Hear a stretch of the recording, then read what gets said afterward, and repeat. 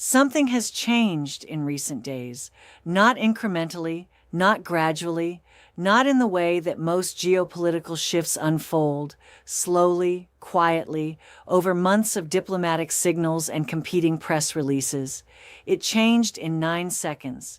9 seconds is how long it took a single Iranian missile to transform the most strategically consequential body of water on Earth, from a contested corridor into a combat zone where the United States Navy lost 14 sailors, nearly lost a warship, and emerged from the water holding a clock that nobody wanted to look at. That clock read 23 days, not months, not years, 23 days. And I need you to understand what that number means, because what happened in the Strait of Hormuz in the early hours of May 15th was not simply a military engagement. It was the opening move of the most dangerous escalation sequence this century has produced so far. And if you are watching this, you are watching it unfold in real time. I'm Dr. Margaret Sullivan, and what I am going to tell you today will not be comfortable. Before I take you to the moment the first missile was fired, I need you to understand something that most coverage of this conflict consistently fails to explain with the clarity it deserves. Why the Strait of Hormuz is not just another body of water, and why what happens inside those 34 kilometers of seawater has consequences that reach into every economy, every military alliance, and every fuel supply chain on Earth. Picture the geography for a moment. The Strait of Hormuz is the only maritime exit from the Persian Gulf. There is no alternative route. There is no bypass. There is no detour that doesn't add weeks and billions of dollars to every shipment passing through. On one side sits Iran, on the other, the coast of Oman. At its narrowest point, the navigable channel, the actual lane where tankers and warships can safely transit, is approximately 34 kilometers wide. A fully loaded oil supertanker moving at standard cruising speed takes roughly 22 minutes to cross that corridor. 20% of the world's oil flows through that channel every single day. When you fill your vehicle, when you heat your home, when the factory that made the device in your hand received its energy supply, a significant portion of that equation passed through the Strait of Hormuz at some point in its journey. This is not a regional concern. This is the most critical energy choke point on the planet.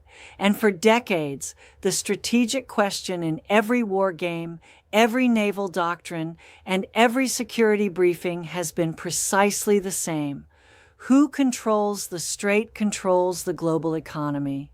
And whoever can credibly threaten to close it holds leverage over every nation that depends on imported energy, which is nearly every nation on Earth.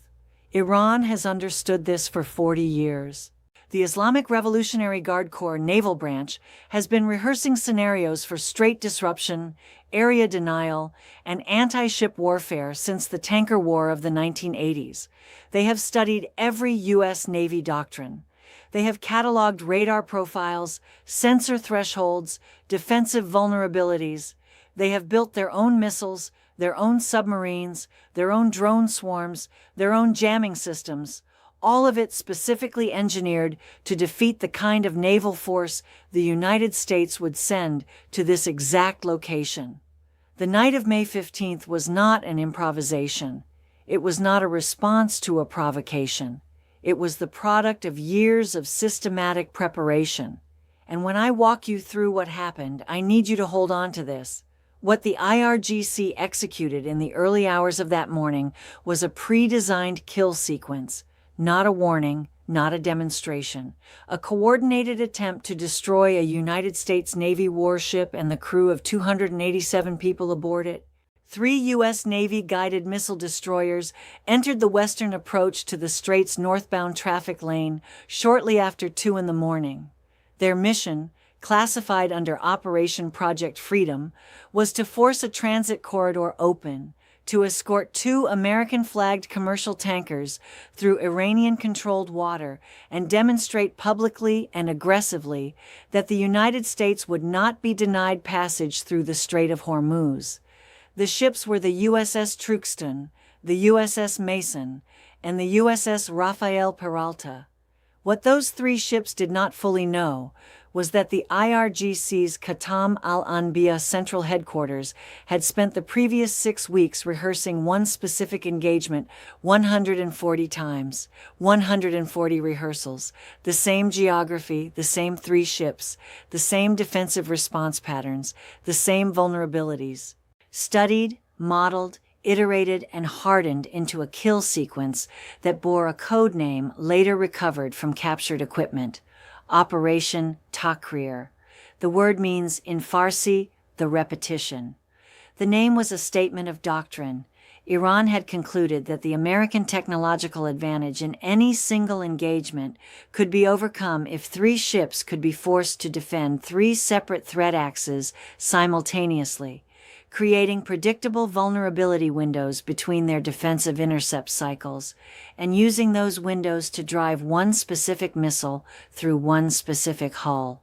The designated kill ship was the USS Rafael Peralta. Everything else, every missile, every torpedo, every drone, every mine, existed for one purpose: to ensure that the Peralta's crew was looking somewhere else when the fatal shot arrived. At 2:17 in the morning, the first radar contact appeared aboard USS Truxtun. A brief thermal signature, 600 meters off the port side, 4 seconds of contact before it disappeared back into electronic noise. The watch officer assessed it as a false return. He was wrong. What that momentary signature represented was an Iranian anti-ship ballistic missile clearing its launcher on the southern shore of Keshem Island, 18 kilometers away, accelerating toward the destroyer at nearly 9 times the speed of sound, with 97 seconds remaining to impact. 2 interceptor missiles launched from Truxtun's vertical launch system. The first lost its guidance lock to a jamming pulse specifically tuned to defeat that interceptor's mid-course navigation frequency, a system the IRGC had engineered through years of studying American doctrine and reverse engineering the defensive limitations of the SM-3 guidance architecture. The second interceptor corrected, reacquired, and destroyed the incoming missile at 4,200 meters of altitude.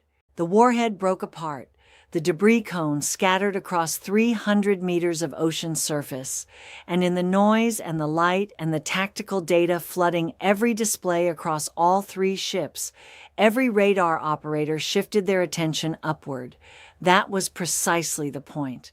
Within 90 seconds of the first intercept, the IRGC executed what military analysts will study for years: a 5-vector simultaneous attack built around a single operational objective, not to damage all three ships, but to isolate the Peralta, overwhelm her defensive capacity in a compressed time window, and destroy her.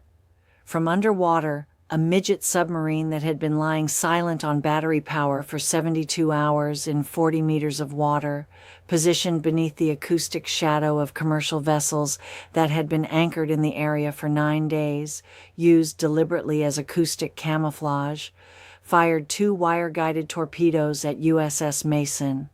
Mason deployed countermeasures. Both torpedoes acquired the decoy signature and detonated. The explosions were loud. They were designed to be loud, because in the moment that every sonar operator on every ship oriented their attention to the water directly around their own hull, 4 additional midget submarines, not 1, 4, simultaneously released 22 sea mines using pneumatic ejectors that produced no surface noise. Those mines settled to the seabed in a pattern that enclosed all 3 destroyers inside a minefield before a single operator knew it existed. Then came the air. From behind the radar shadow of Larak Island, an IRGC missile boat popped above the horizon and launched 4 sea-skimming cruise missiles at 2 meters above the wave surface. Simultaneously, from Keshem's western coast, 31 jet-powered kamikaze drones launched on 3 simultaneous attack vectors. Every close-in weapon system on every ship opened fire. Every command center was saturated with threat data across every domain at once. No one was watching the Peralta's stern. The missile that struck the Peralta had been launched 5 minutes earlier from a truck-mounted launcher concealed inside agricultural cover 8 kilometers inland from the coast. It had flown a 212-kilometer dogleg route, specifically engineered to approach the ship from her stern arc, the 40-degree zone directly behind the vessel where radar coverage was lowest, where defensive systems were slowest to acquire and track, and where the hull's steel was thinnest. The Peralta's close-in weapon system acquired the incoming missile at 600 meters and opened fire. It scored 18 hits. The warhead detonated 11 meters from the stern. The blast tore through the ship's aft missile magazine. Secondary explosions followed. The stern superstructure was destroyed. 14 sailors died in the engineering spaces. 31 more were wounded. The ship began listing. Her combat system went dark. At the CENTCOM Forward Command in Bahrain, the digital icon representing the USS Rafael Peralta stopped moving and turned gray. Here is where I need to stop and ask you to think carefully, because what happened next is not only militarily significant, it is constitutionally, legally, and geopolitically extraordinary. And it raises questions that will not be fully resolved for a long time. 21 months before that morning, a classified American Special Operations unit had been pre-positioned on a vessel that appeared in harbor manifests as conducting routine maintenance. That vessel, the USS Somerset, was holding position 110 nautical miles south of the strait, running with no radar emissions, no navigation signals broadcast, and no visible lights. Aboard her was a 12-man assault element from the unit known publicly as SEAL Team 6. Their mission had been wargamed 40 times. The intelligence enabling it had been collected over 3 days of monitoring encrypted radio transmissions from a cluster of fishing warehouses on Keshem Island's eastern waterfront. Analysis had determined that the IRGC attack on the 3 destroyers was not autonomous. It required a mobile command and control node physically present on the island to synchronize all 5 attack vectors in real time. The operational logic was brutal in its simplicity. Take that node down within the 12-minute window between the first and second salvo, and the Peralta might survive. Miss that window, and 3 additional missiles would be on their way to a ship that was already burning, already listing, already unable to defend herself, and the Peralta would go to the bottom in under 6 minutes with 287 people aboard. At 02:22 in the morning, CENTCOM authorized Operation Iron Shepherd. 2 helicopters flew into Iranian sovereign territory at 40 feet of altitude in complete blackout conditions during an active military engagement.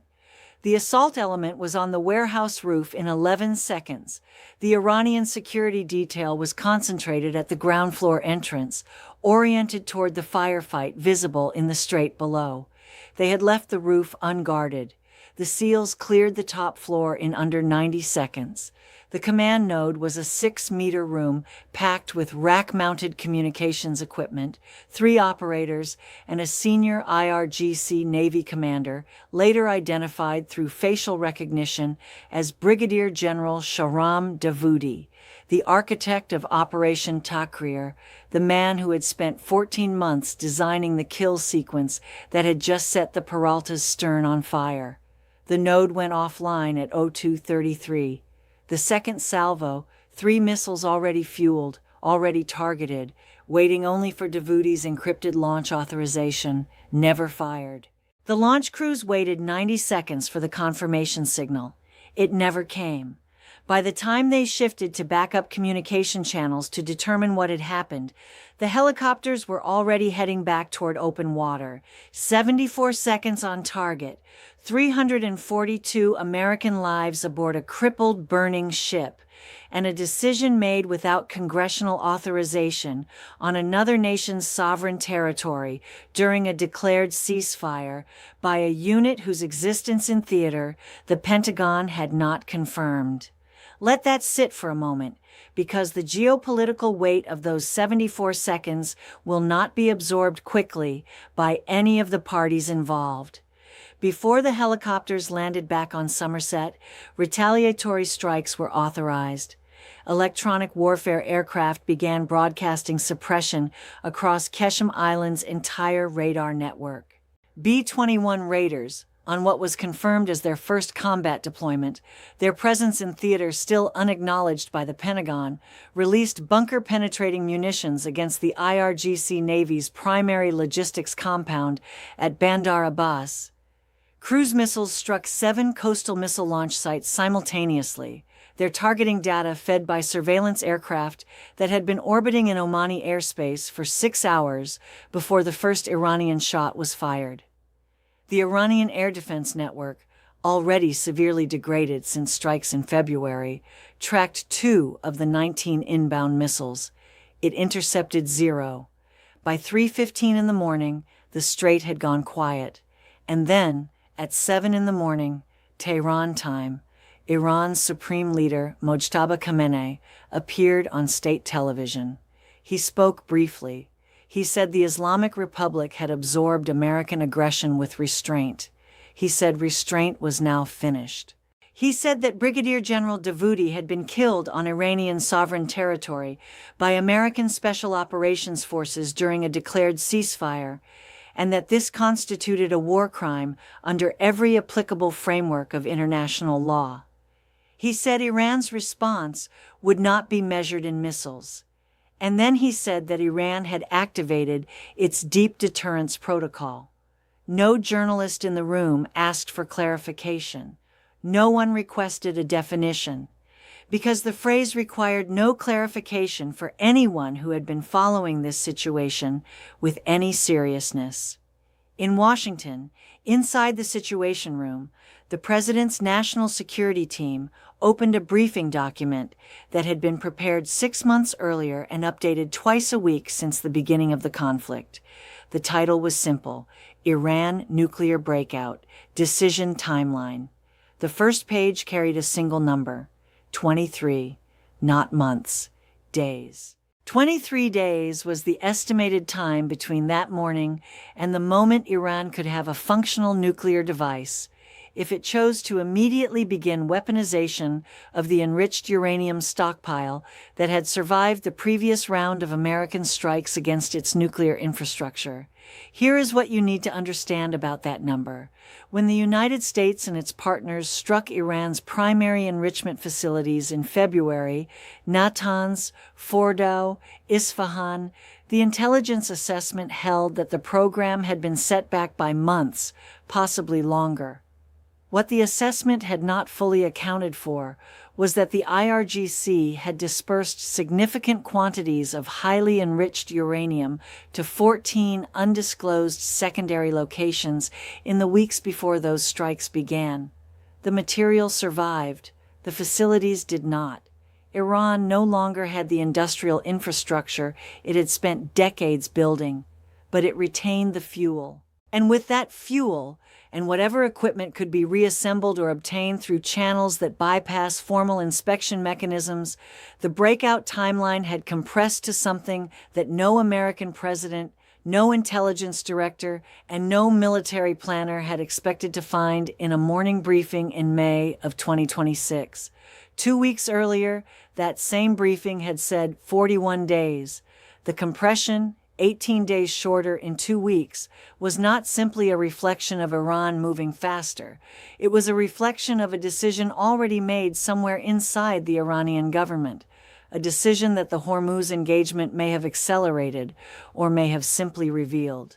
Because the question that no one inside the Situation Room could answer definitively was whether activating the deep deterrence protocol was always the plan, and whether the attack on 3 U.S. destroyers in the Strait was not purely a military operation, but the geopolitical declaration that preceded an announcement the world has been dreading for 20 years. On the morning of May 19th, the President walked into a National Security Council meeting carrying a decision that had no clean answer on any side of the table. Every military option available carried a non-trivial risk of forcing Iran's hand, of convincing Tehran that the window for the Breakout program was closing, and that the moment to act was now, before any American strike package could reach the dispersed storage sites. If Iran believed its nuclear option was about to be eliminated, the calculation about whether to use it, or at minimum, whether to announce possession of it, changed dramatically and immediately.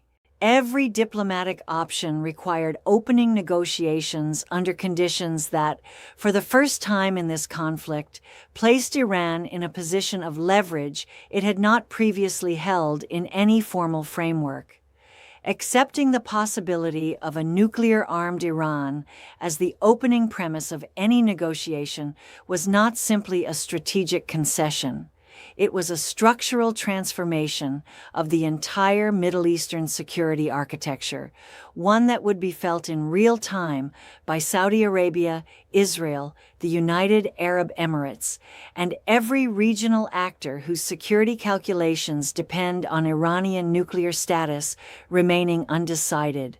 The ceasefire that had been in place since April 8th was now a legal fiction. Both sides were invoking its language while reloading their systems. 2 of the 3 destroyers that had entered the strait on May 15th were still inside the Persian Gulf, surrounded on 3 sides by Iranian coastal defense batteries that had been resupplied and repositioned overnight. The Peralta was limping back to Bahrain with 14 coffins aboard and a burned-open stern. The question of whether the Devgru raid on Keshem Island constituted an act of war inside sovereign Iranian territory during a declared ceasefire had not been resolved, and answering it honestly would require the administration to publicly confirm the full scope of what happened in those 74 seconds on the warehouse roof. And in 14 locations across Iran, enriched uranium sat in dispersed storage, waiting for an authorization signal from a man who had just told the world that restraint was finished. I want to be precise about what makes this moment different from previous Iran crises, because there have been many, and it is tempting to categorize this alongside the 2019 tanker attacks, or the killing of Qasem Soleimani in 2020, or any of the nuclear negotiation collapses of the past decade. This is not that kind of crisis. What makes May 2026 categorically different is the convergence of 3 factors that have not previously appeared simultaneously in any prior engagement. The first is demonstrated intent to conduct lethal, multi-vector, coordinated anti-ship warfare inside the world's most critical maritime choke point. Operation Takrir was not a provocation. It was not a calibrated warning designed to stop short of actual destruction. It was a kill sequence specifically designed to sink a United States Navy destroyer with 287 people aboard. That capability was demonstrated. That willingness was demonstrated. The second factor is the near-total collapse of Iran's traditional deterrence logic. The prior strategic calculation that the threat of disrupting the strait was more valuable than actually disrupting it, because the threat preserved leverage, no longer holds in the same way. Iran has now used the strait as an active combat zone. The question of whether Iran would escalate militarily has been answered with lethal clarity. The question now is how far the escalation ladder extends and who controls the next rung. The third factor, and this is the one that makes every other element exponentially more dangerous, is the 23-day clock. A nation that has demonstrated willingness to attack a U.S. Navy warship, that has publicly announced the end of restraint, and that is within 23 days of possessing a functional nuclear device, is not operating within any framework that previous Iran analysis was designed to model. This is strategic territory that the international community has never navigated before. The real question, the one that nobody in uniform can answer and no politician is willing to say publicly, is what victory means when the adversary's final deterrent is a weapon that can be assembled in 3 weeks, dispersed across 14 locations and announced at a moment of Tehran's choosing. There is no military option that guarantees preventing that announcement. There is no diplomatic track with a clear path to resolution within 23 days. There is no intelligence picture complete enough to identify all 14 dispersal sites, with the certainty required to act on all of them simultaneously, and there is no playbook for managing the second and third order consequences of a nuclear-armed Iran in a region where every neighboring government is already recalculating its security posture in real time. This is not a story that is over. The engagement in the Strait was a beginning, not a conclusion. The raid on Qeshm Island was a decision with consequences that have not yet fully materialized in Tehran, in the region, in the legal frameworks that govern military action during declared ceasefires. The 23-day clock was running when this analysis was prepared. It is still running now. What the world witnessed in the early hours of May 15th was not just another military exchange in a conflict that has produced many. It was the moment when the Strait of Hormuz moved from being the world's most dangerous energy pressure point to being an active combat zone, and the moment when the nuclear question shifted from theoretical to urgent in a way that every serious decision-maker in Washington, Riyadh, Tel Aviv, and Beijing is now navigating without a reliable map. The strait is 34 kilometers wide. A warship can transit it in 22 minutes at full speed. 22 minutes is an eternity when the decision at the other end of that transit may take only 23 days to become irreversible. I want to leave you with the question that I believe is the most important one being asked right now in every capital that understands the full picture, not the question of whether the United States can project power inside the Strait of Hormuz. May 15th answered that at cost, but it answered it. The question is this: when the adversary's final move is a weapon that changes the entire structure of global security, what does restraint cost, and what does action risk, and is there any decision available that doesn't carry consequences larger than the one it was designed to prevent? There is no clean answer in this analysis. There is no clean answer anywhere. And that is precisely what makes the next 72 hours the most consequential window in this conflict so far. Stay sharp, stay informed, because in geopolitics, the most dangerous decisions are rarely made in the moments the world is watching. They are made in the silences between crises. And right now, there is very little silence left.